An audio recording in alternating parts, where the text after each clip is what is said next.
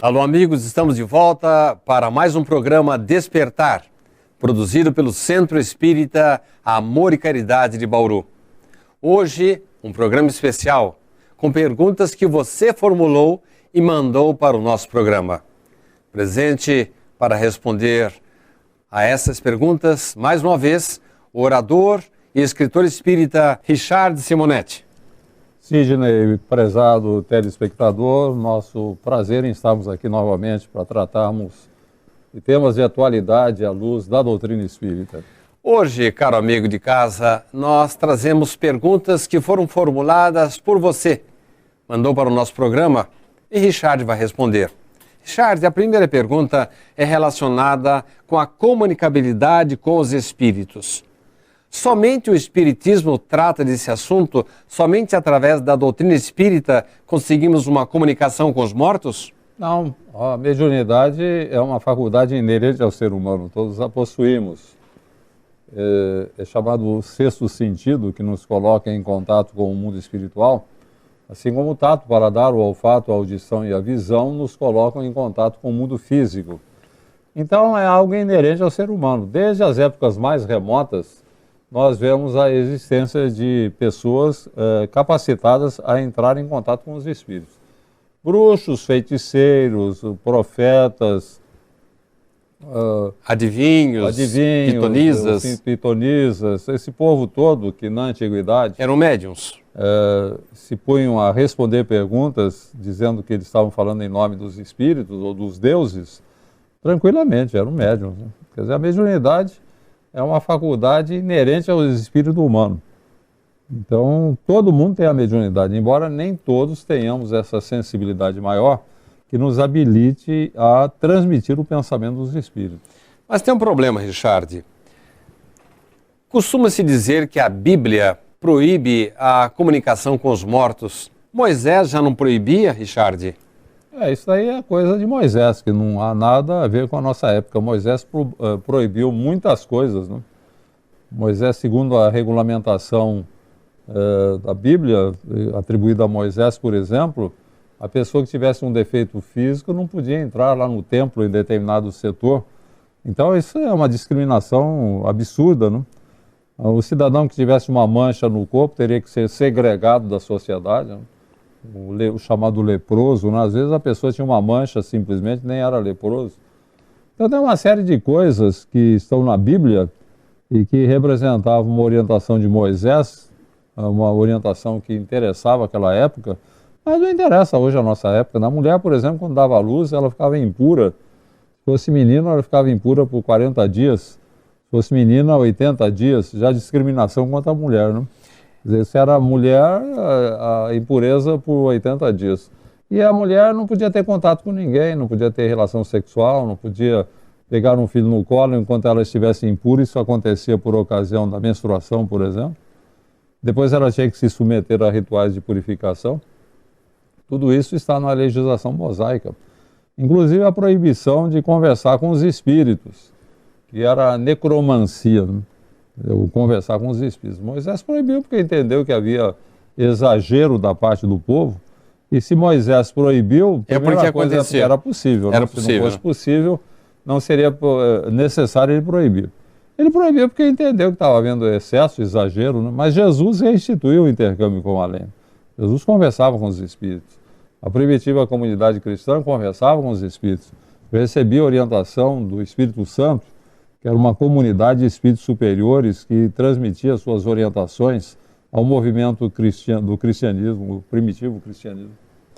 Eu me lembro, Richard, que naquele pinga-fogo extraordinário, o primeiro pinga-fogo que aconteceu pela extinta TV Tupi com Chico Xavier, em dado momento Chico referiu-se ao primeiro livro psicografado da história da humanidade, que teria sido a Tábua dos 10 Mandamentos. É uma orientação que Moisés teria recebido no Monte Sinai e atribuída a Deus, né? Deus teria inspirado Moisés. De certa forma, foi um processo mediúnico. Embora não tenhamos ninguém, senão Jesus, capaz de entrar em contato com Deus, Jesus, nós o chamamos de médium de Deus, né? Foi o único que tinha a pureza necessária para isso. Moisés, não obstante a sua elevada missão, ainda era um espírito que estava longe da evolução de Jesus. Então, algum espírito superior certamente o inspirou, né, a grafar na pedra aqueles mandamentos, que também, em síntese, não constituíam novidade, né? Nos códigos babilônicos da antiguidade já havia referências a esses mandamentos, que Moisés apenas deu uma ajeitada, acertou sob inspiração espiritual, para que a humanidade tivesse a primeira revelação divina, consubstanciada na tábua dos 10 mandamentos, onde está registrado o que o homem não deve fazer, né? Não matar, não roubar, não mentir, não trair, seria por aí. Então ele era também médium, né? Ele também recebia os espíritos. Não há dúvida nenhuma, embora a vida de Moisés envolva muitas fantasias envolvendo Moisés, mas percebe-se claramente que ele tinha mediunidade. Ele era um grande médium de efeitos físicos, inclusive. Coisas interessantes que aconteciam por intermédio dele eram típicas de uma manifestação de efeitos físicos, uma interferência mais objetiva dos espíritos nos acontecimentos, né, no cenário terrestre. Richard, um telespectador quer saber a respeito de algo que nós espíritas costumamos falar muito, a tal de lei de causa e efeito. Ela foi inventada pelos espíritas? Não, o espiritismo não inventa nada, não inventou nada, Kardec não inventou nada. O espiritismo apenas define leis de caráter evolutivo, leis que regem a nossa evolução, como a reencarnação, segundo a qual as experiências na carne serão repetidas tantas vezes quantas forem necessárias, até aprendermos as lições da vida, e há a lei de causa e efeito, segundo a qual nós receberemos sempre de volta, de conformidade com o que fazemos, a fim de aprendermos o que devemos e o que não devemos fazer. Essa é a lei de causa e efeito. É o chamado karma da filosofia hindu, né? Karma, nós estamos habituados aqui a falar do karma negativo, né? Sempre coisa para ser pago. Na verdade, o karma não é nem negativo nem positivo, ele é neutro. Você pode ter um karma positivo. Se você fez de bem, vai repercutir na sua vida, com bênçãos para a sua vida, é um karma positivo. No próximo bloco, perguntarei a Richard Simonetti se o espiritismo tem sacerdotes, se ele tem rituais, se ele tem casamentos, se ele tem batismos. Não sai daí. Daqui a pouco estaremos de volta na sequência do programa Despertar.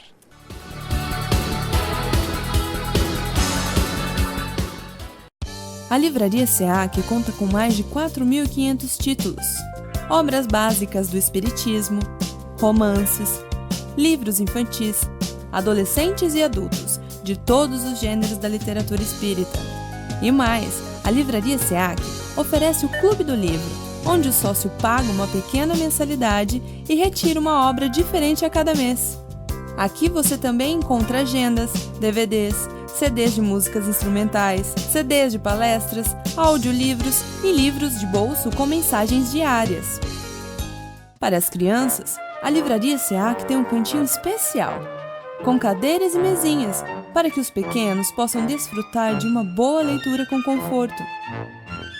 Outro espaço especial da livraria são as prateleiras reservadas à obra completa de Richard Simonetti, consagrado autor espírita. Todo o lucro arrecadado pela livraria é revertido para as obras do SEAC. Venha nos visitar e conheça ótimas opções para sua leitura e para presentear quem você ama. Livraria SEAC.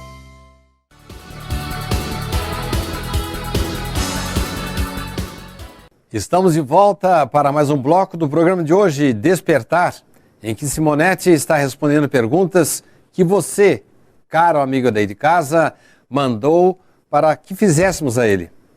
No bloco anterior, eu disse ao Simonetti que ia perguntar agora, se o espiritismo tem rituais, sacerdotes, paramentos, se aqui nós realizamos casamentos, batizados. Como é que é essa história, Richard? Vamos considerar, cada religião tem a sua maneira de ser, tem as suas ideias, né? O espiritismo ele faz uma proposta nova.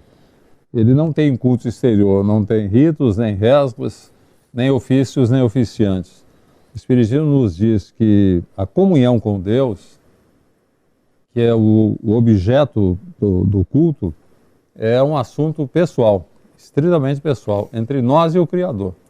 Então, para o Espiritismo, se nós elegemos um intermediário, nós estaríamos transferindo para alguém algo que nós devemos fazer. Essa é a ideia do Espiritismo.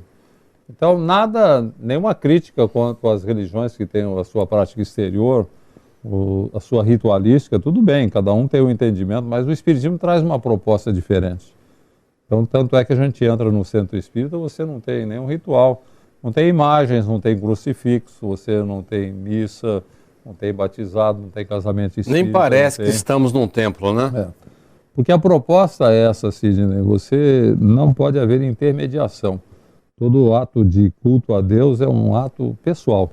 Por exemplo, se nasce o seu filho e você quer que Deus o abençoe, você com a sua esposa se reúnem, vão orar, pedir a bênção de Deus para o filho. Não vai transferir para alguém algo que nós devemos fazer.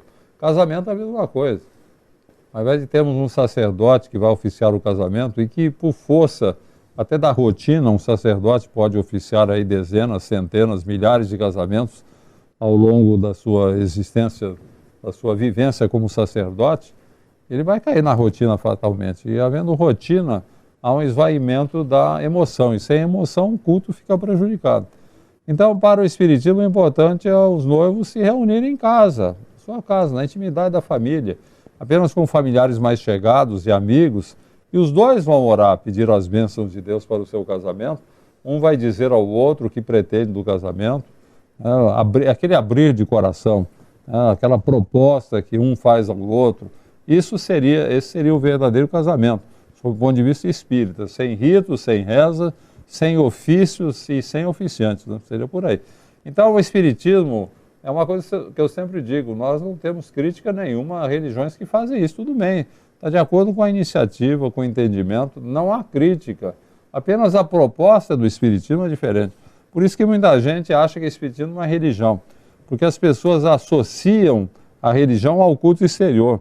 E não havendo culto exterior, não seria religião, não é a religião. É a religião, aquela religião proposta por Jesus, a mulher samaritana, quando ele fala que dia viria em que Deus não seria adorado nos templos, e sim em espírito, dizia Jesus, porque o Pai é espírito. Em espírito e verdade deve ser adorado por aqueles que o adoram. Isto é, o ato da adoração é um ato pessoal, intransferível. O mesmo deve acontecer quando nasce um filho meu. Eu quero que Deus o abençoe. Eu mesmo posso me dirigir a Deus orando. Deve. Seria por aí. Tudo que nós vamos pedir as bênçãos de Deus para um casamento, num falecimento, um nascimento de filho, em qualquer circunstância da vida, a proposta espírita é essa, faça você mesmo. Nada impede que você, por exemplo, peça um familiar orar por você, ou mesmo um sacerdote, ou mesmo um dirigente religioso. Tudo bem, você pode, a oração cabe em qualquer lugar, vale em qualquer lugar, mas em se tratando dessa comunhão, em que vamos pedir as bênçãos de Deus para um casamento, para um filho que nasce, o acompanhamento de um familiar que desencarnou, aí é um ato pessoal, daí você não transfere para ninguém. Agora, uma dúvida do telespectador, Richard. Você perguntou, e eu faço agora para o Richard, a seguinte pergunta. Richard, o Espiritismo tem alguma coisa contra uma pessoa dirigir-se a um sacerdote para que ele confesse os seus pecados e dessa maneira zere em sua alma todos os pecados e limpe a sua alma? É o que eu digo, Sidney, nós não vamos entrar no mérito de atividades de outras religiões. Cada religião tem a sua maneira de ser, tem a sua orientação, tudo bem. A proposta do Espiritismo é sempre diferente. Quer dizer, nós temos no Centro Espírita, por exemplo, o atendimento fraterno, onde temos companheiros que recebem pessoas que vêm com seus problemas e dificuldades e dissabores e vão conversar, vão expor, dizer da sua necessidade, o que pode ser feito por elas. No Centro Espírita nós temos a aplicação de magnetismo, temos a água magnetizada, temos recursos que são mobilizados para ajudar a pessoa. Nós não entendemos que possamos zerar os nossos pecados simplesmente confessando-os. Jesus dizia que é cada um segundo as suas obras. Não dá para limpar a alma. Que as nossas dívidas devem ser pagas até o último cêntimo. Eu entendo também que na própria teologia ortodoxa a intenção não é de limpar a alma. A intenção é de preparar a pessoa para quando ela desencarnar, ela não ir parar no inferno, na teologia ortodoxa. ela ter a possibilidade de uma reabilitação. Quer dizer, a ideia não é essa de zerar o pecado, a ideia é de colocar a pessoa em comunhão com Deus, como se ela tivesse se afastado de Deus pelo pecado, e se ela recebe essa bênção com a confissão, ela pode se aproximar de Deus novamente, o que não significa que ela deixou de viver. Estou falando em termos de teologia ortodoxa, né? Tudo bem, eu acho que está certo. A pergunta agora, Richard, é sobre câncer. O telespectador está com o pai que está com câncer avançado, está submetendo-se à radioquimioterapia, tomando medicamentos muito caros. Ele quer saber se no Espiritismo nós encontramos alguma ajuda para o caso do pai dele. Nós encontramos ajuda espiritual, conforto, esperança. Nós temos médiuns especialistas em fazer tratamento espiritual. Em toda a cidade tem, muitos centros espíritas têm. No Amor e Caridade, em Bauru, nós temos lá trabalhos específicos de ajuda para pacientes até de câncer, né? O que não significa que estamos curando a pessoa, que é uma série de fatores que entram em jogo aí. Primeiro, a receptividade do paciente, a sua fé, a capacidade daquele que vai ajudar, o mérito daquele que vai receber, o problema kármico. Nós entendemos que doenças graves como o câncer geralmente envolvem problemas kármicos. Quer dizer, é como se fosse o resgate de dívidas do passado. Quando nós praticamos o mal, nós nos comprometemos espiritualmente, ficamos como que com nódoas no nosso corpo espiritual. E a doença, principalmente doenças graves como o câncer, funcionam como válvulas de escoamento dessas impurezas. O câncer muitas vezes é pura e simplesmente um processo de depuração do espírito, né? E às vezes a pessoa tem que passar por aquilo, ela não vai se curar, ela poderá se beneficiar, mas não chegou a hora da cura, ou ela tem que desencarnar, é uma enfermidade que vai levá-la ao desencarne. Então nós não podemos estar dizendo que vamos curar, vai acontecer isso ou aquilo. Na verdade, a Deus pertence. Um jovem está com uma dúvida porque ele não consegue ter assim, um relacionamento duradouro. Ele vai atrás de uma moça, atrás de uma outra e não dá certo, Richard. Ele quer saber se está havendo alguma influência espiritual que o impede de assumir um compromisso mais sério. Eu acho que no meio espírita, inclusive, há uma tendência de se atribuir tudo aos espíritos, né? Se o casamento não deu certo, se a vida não deu certo, se o negócio não deu certo, a coisa não é assim, não. Nós não podemos dizer que, na maior parte das vezes, os responsáveis pelo que não acontece de bom na nossa vida somos nós mesmos. Nós que semeamos. Em O Livro dos Espíritos há uma questão em que Kardec pergunta a esse respeito quanto à influência dos espíritos, o mentor chama a atenção, fala, não, precisa tomar cuidado com isso. Se quebra a sua louça, você não pode dizer que foi espírito que quebrou, você não tomou cuidado, né? A louça caiu no chão, você não tomou cuidado, não dá para dizer que foi espírito que provocou isso. Então, muitas coisas nos acontecem, não são fruto de influências espirituais, são fruto do nosso descuido. Até mesmo a questão do câncer, nós sabemos, por exemplo, que a pessoa que fuma, ela tem uma chance bem maior de ter um câncer no pulmão, né? Então aí não é nem um karma de vida anterior, é um problema que a pessoa gerou para ela própria, na medida em que fez uso de uma substância que poderia provocar o câncer, como acontece muitas vezes. Com relação ao rapaz que não encontra namorada, talvez não tenha chegado a hora dele encontrar, né? Essa questão de encontrar a mulher da nossa vida, o homem da nossa vida, é uma questão que está no destino da pessoa. Quando chegar um momento, a pessoa vai aparecer. Todo mundo que se casa sabe disso, né? De repente aparece aquela mulher ou aquele homem e tudo dá certo, se encaminha, acaba ocorrendo o casamento. Talvez no caso não tenha chegado a hora ainda do rapaz encontrar aquela que será a sua companheira. Agora, um problema que surge na atualidade, que eu tenho comentado muito inclusive, é a questão da liberdade sexual atualmente, que é confundida com libertinagem. E a coisa está degringolada, Sidney. A gente nota que o namoro hoje começa pelo motel. Então não tem sentido uma coisa de você começar um namoro pelo motel. Pode haver uma atração física muito grande, mas é uma coisa de passionalidade, que é passageira. E quando a pessoa se acostuma a esse tipo de relacionamento, ela perde até a embocadura, a capacidade de um relacionamento mais efetivo e com uma afetividade que possa levar ao casamento. A pessoa acaba neutralizando, até encontrando a mulher da sua vida, vai ter dificuldade para lidar com isso, porque o cidadão ficou muito na base do sexo, né? Que é uma pena. O sexo, ele é muito importante, é muito bom, mas ele deveria vir depois do amor, e nem ser todo o amor. A pessoa acha que fazer sexo, fazer amor é fazer sexo. Eu acho horrível essa expressão. Fazer amor, fazer amor. Sexo é parte do amor, não é todo o amor. E se a pessoa coloca o carro à frente dos bois e parte por um relacionamento pelo sexo, a coisa não vai dar certo não, vai ser meio complicado. Nós vamos fazer um pequeno intervalo. No próximo bloco eu vou começar perguntando ao Richard sobre o ciúme. Será que o ciúme vem da gente mesmo ou são os espíritos que de vez em quando provocam alguma desconfiança em nosso ouvido? Voltamos já já, não saia daí.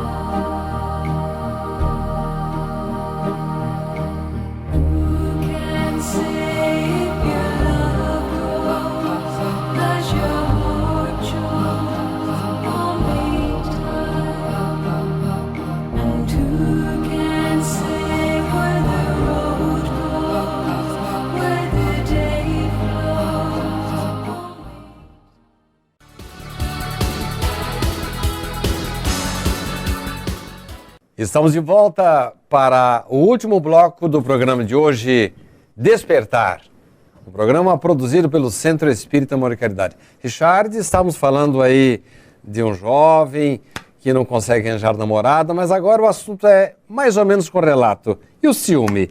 Será que ele vem de dentro da gente ou de vez em quando algum espírito cochicha alguma desconfiança em nosso ouvido? Não, o ciúme é uma característica individual, é do indivíduo, que pode ser exacerbado com a influência espiritual.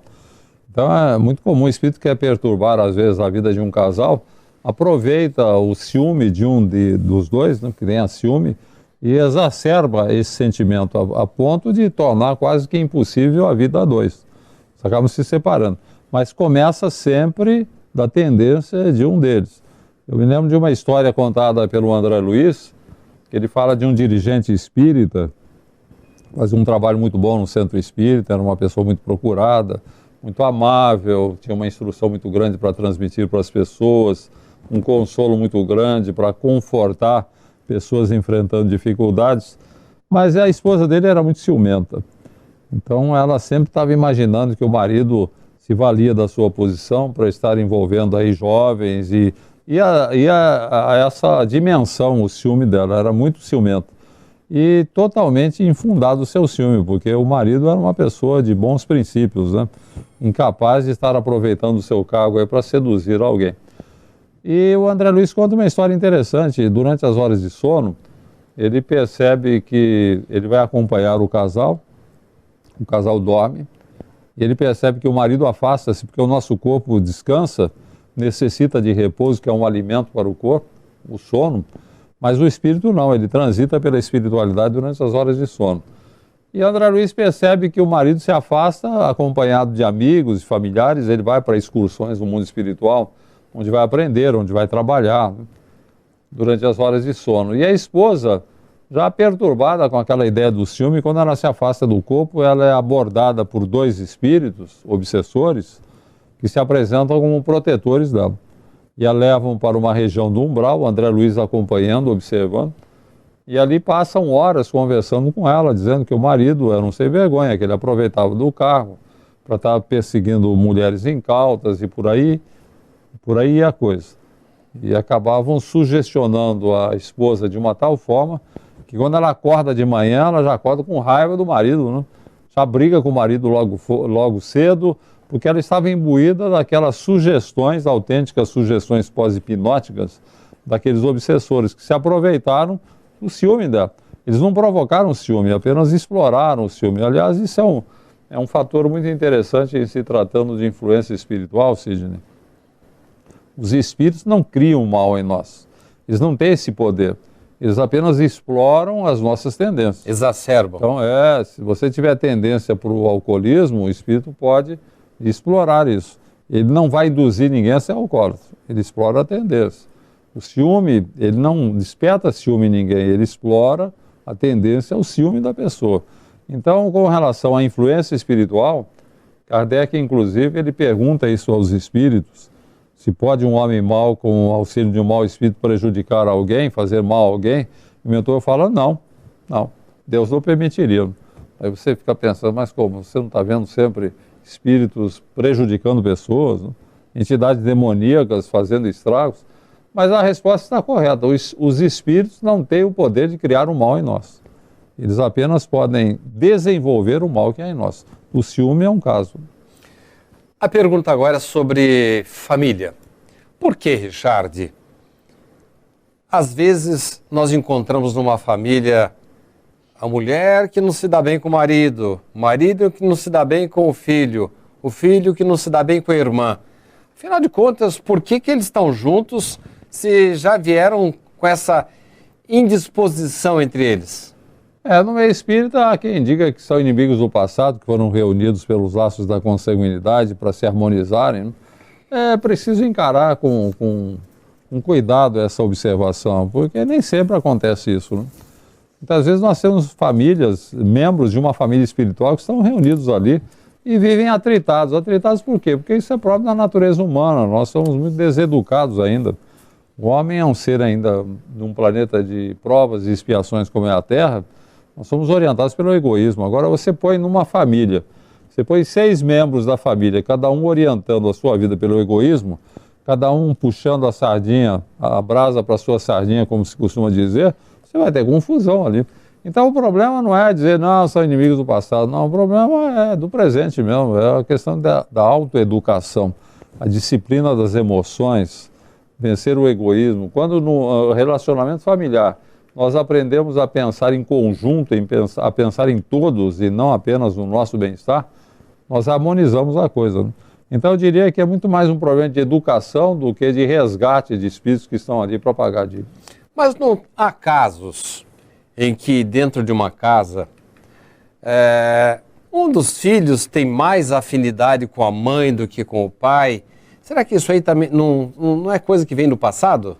Não tem dúvida nenhuma. Freud, inclusive, ele se deparou com esse problema e ele deu tratos à bola. Por que de repente o filho se dá mais com a mãe do que com o pai, ou a filha se dá mais com o pai do que com a mãe? Ele até desenvolveu teorias, sob o ponto de vista espírita, totalmente fora de lógica, né? Que seria as teorias do complexo de Édipo e o complexo de Electra. Édipo seria o filho tender a ter amor pela mãe, né? Até um amor, paixão mesmo. E o Eletra seria a filha com relação ao pai. Então ele tentou justificar o fato de haver uma ligação mais efetiva, às vezes entre filho e mãe, e filha e pai, mas não tem nada disso não. O que acontece é que essa afinidade muitas vezes é de vidas passadas.